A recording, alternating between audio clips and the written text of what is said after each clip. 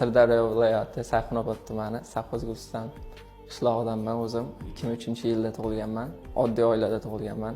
Dadam aptekar, oyim uy bekasi va ikkita ukam va bitta opacham bor. Oilada 6 ta farzandmiz. 6 kishimiz. Futbolga, Paxtakorga kelishimning asosiy sababchilaridan biri bu tog'am hisoblanadi. 2012-yildan beri tog'amning oilasida katta bo'lganman. Tog'am Paxtakorga olib kelgan va hozirgacha tog'amni oilasi bilan yashagan. Tog'am bu hayotimdagi eng muhim odamlardan bittasi. Chunki shu darajagacha kelishimga eng asosiy sababchilardan bittasi tog'am.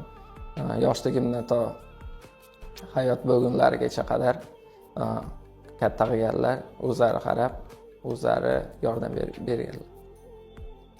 Ya'ni afsus bilanmas. Yo'q, afsuski 2 yil oldin vafot etdi.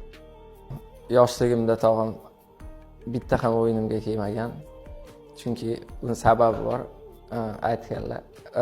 Men o'yiningga borib ko'rishga arzigulik darajaga chiqqan payting o'yiningga boraman deganlar.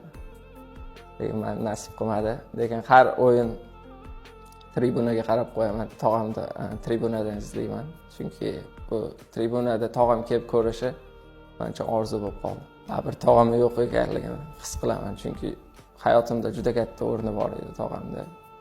Ikkinchi otam. Chunki yoshligimdan juda katta yordam berganlar.